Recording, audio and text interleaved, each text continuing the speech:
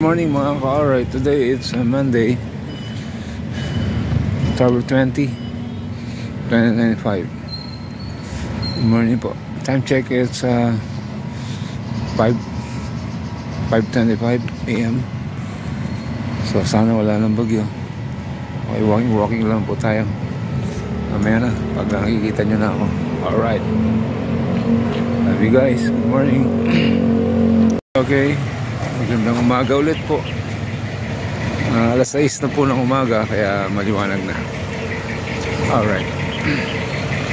So, anong nangyari po kahapon na postpone po yung ating fun run gawa ng bagyo. So, itutuloy po natin yan sa October 26. Linggo din po yun. So, all runners, San Pedro, sa 26 na po natin itutuloy yung ating patakbo. Sayang, ang ganda sana ng preparation kahapon. Meron tayong mga human balloons, may photo booth. So gagawin naman natin sa linggo yan. Alright, see you on Sunday, October 26. Okay. Alright, ito lang yung karuktong na ating video. So today is Tuesday. Good morning mga ka-alright. Time check, it's 6:05 AM. Magbabike naman kami kasi isang linggo kami babal dito sa Jog Park. So yun nga, hindi natuloy ang ating fun run. So matutuloy yan sa October 26 Sunday. Alright, sana hindi namulan. And so inantay lang namin yung aming grupo. So andyan lang yung information para malaman yung mga iba na sa linggo na yung patakbo. Alright, nag-move tayo kasi nga binagyo tayo nung nakarang linggo. Alright. Yun nga, magandang umaga. Alright, today is Tuesday, October 21. Yes, October 21. Alright.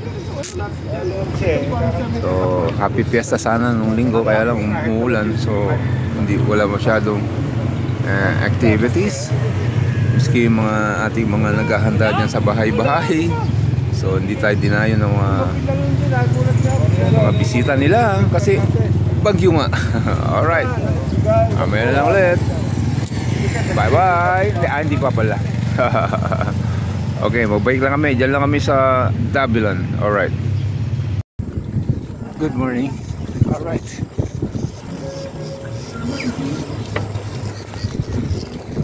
Diba Mario? Alright.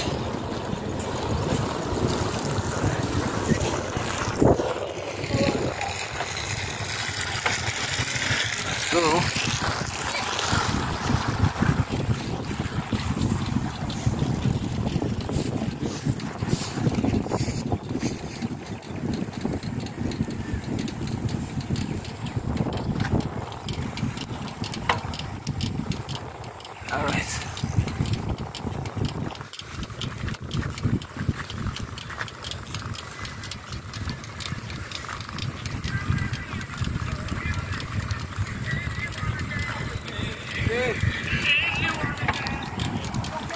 Picture tayo.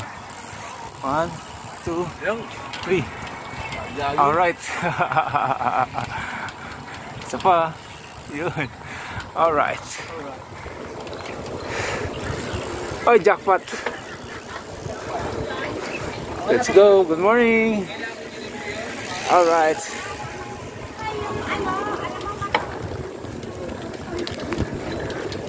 Alright.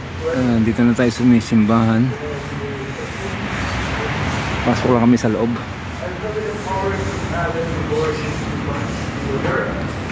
Ginagawa, pinipinturahan po.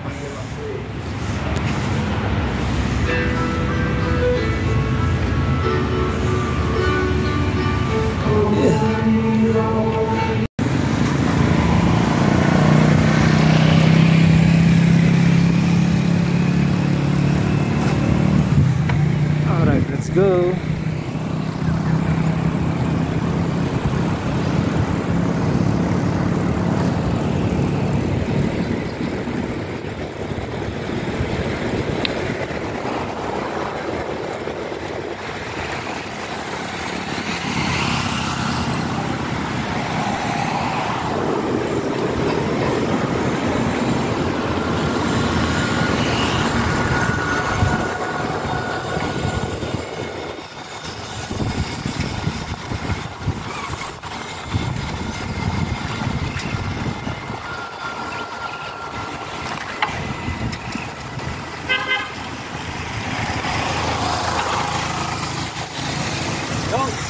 no?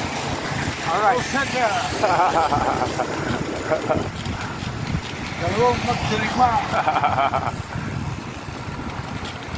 Walang pumatol. Walang pumatol. Ako sila.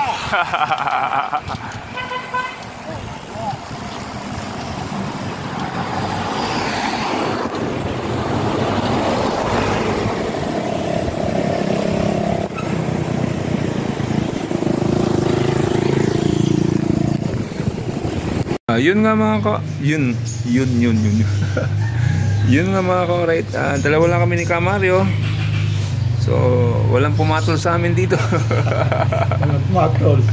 Walang pumatol. So ito na, kakain na kami. Antay lang namin ang aming order na chop suey. Number 13. Number 13 yan, Tuesday the 13th. Alright, San Pedro Runners, linggo ulit kita-kita tayo ulit yan. Alright, hindi natin kagustuhan na binagyo tayo noong nakaraang linggo, pero itutuloy natin yan miski anong mangyari. Alright, kung may bagyo pa ulit sa linggo, itutuloy ulit natin yan. Matuloy lang. Matuloy lang. Alright, yun, ang tropa kasi pupunta na Dabilan, ewan ko kung may tropa. Kasi iniwan namin si Ramon Cruz lang mag-isa doon. Okay. Alright, see you later again. Bye bye. Mamaya na ulit. Aming order, chop suey. Ayan po, kain po tayo mga ka-alright. Sarap yan, chop suey.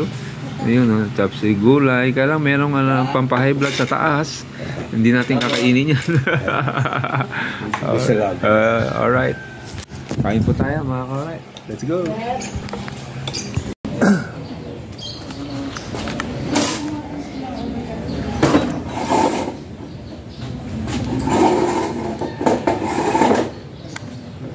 Okay, let's go.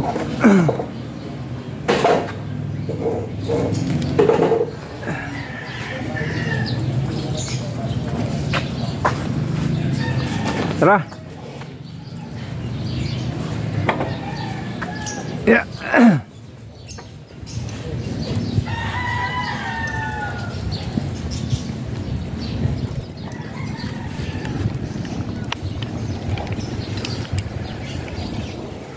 Okay, done ang ating breakfast.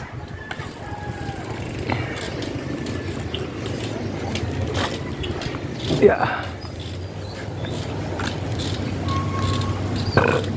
Thank you, Lord.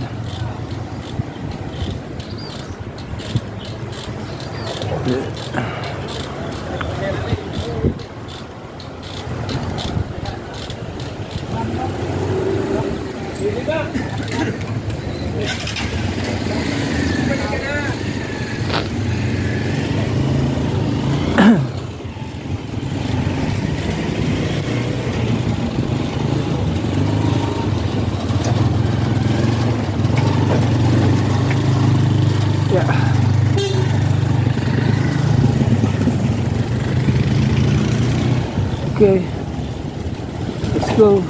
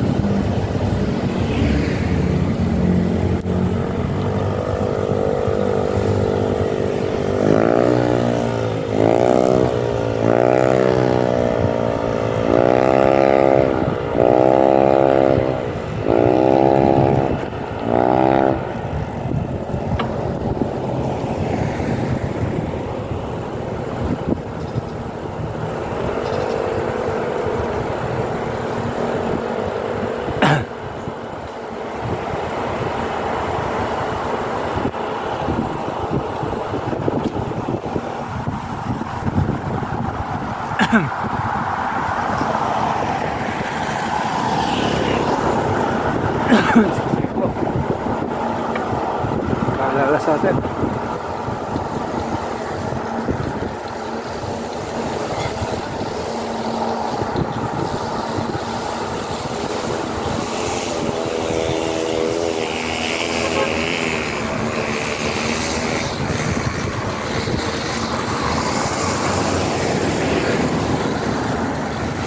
go.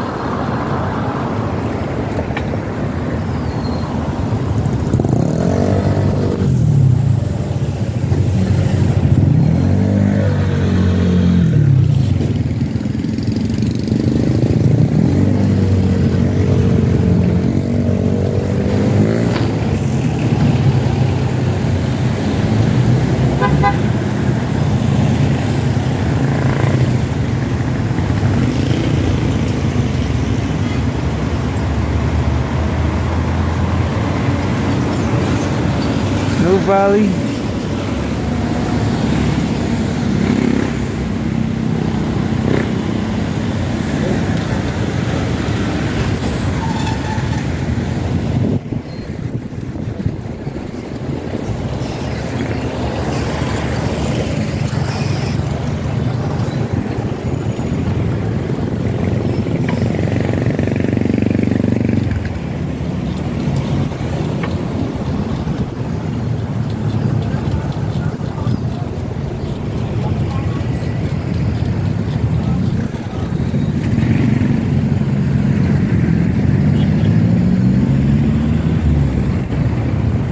Valley. Alright, let's go home.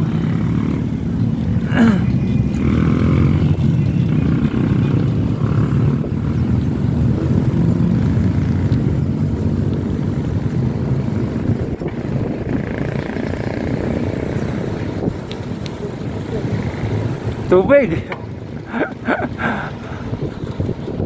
Pwede tayo maligo doon.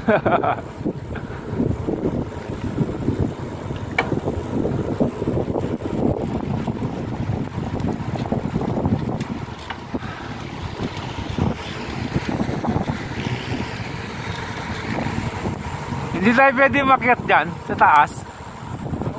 Bawal.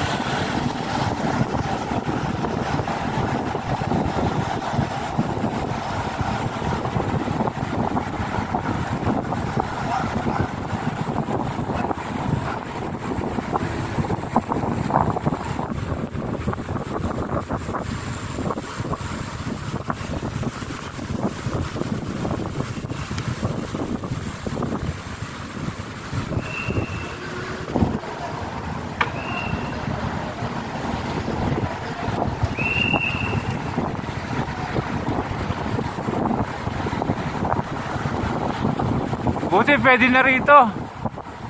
No. Buti pwede na rito. Dati kumakanan pa tayo ron eh.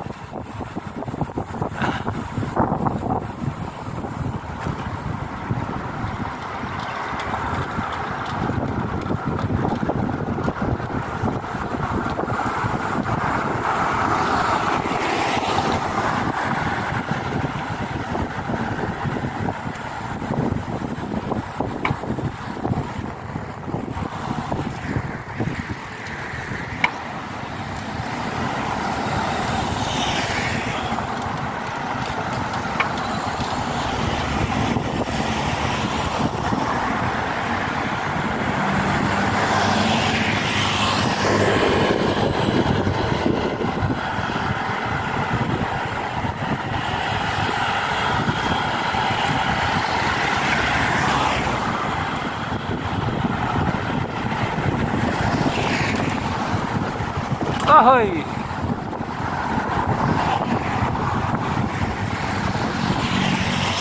All right.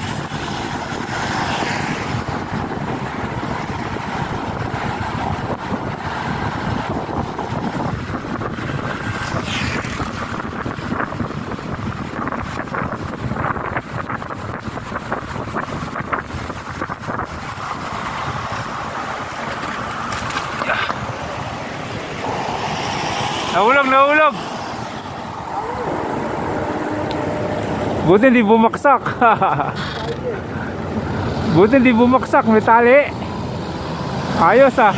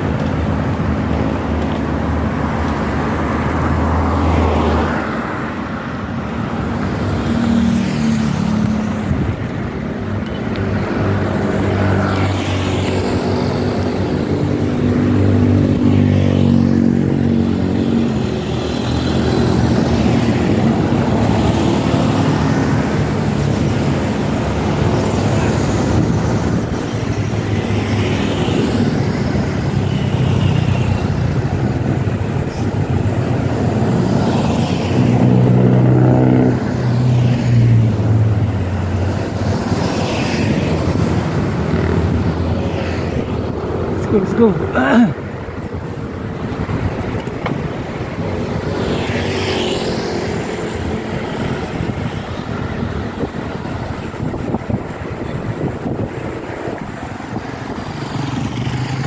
Thank you.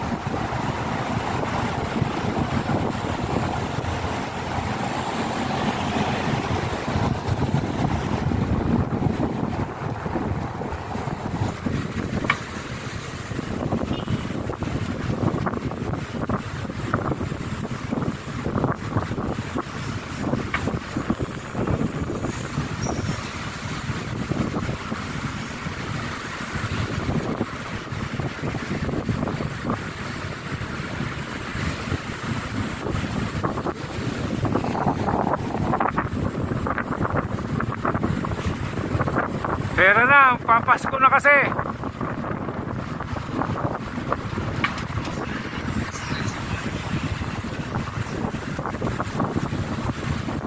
Katagal na ng kali dyan eh, babakbakin.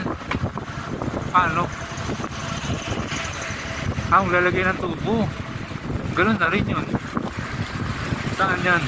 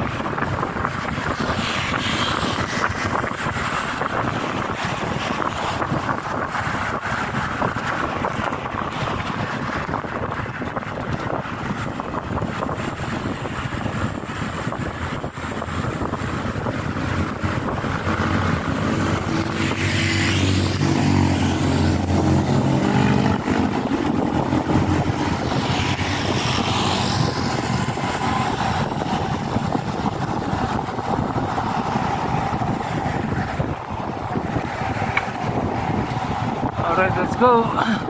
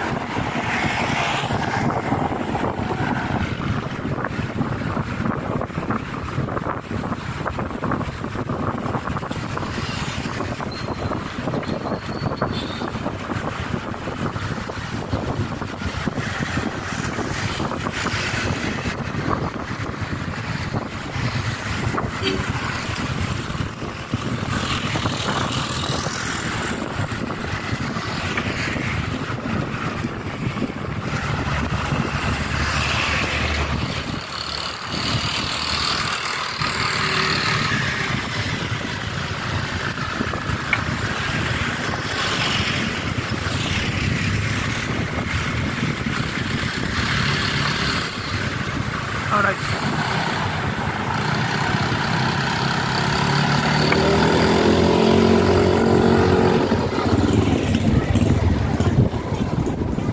Alright, inom tayong buko. Ayan, buko shake.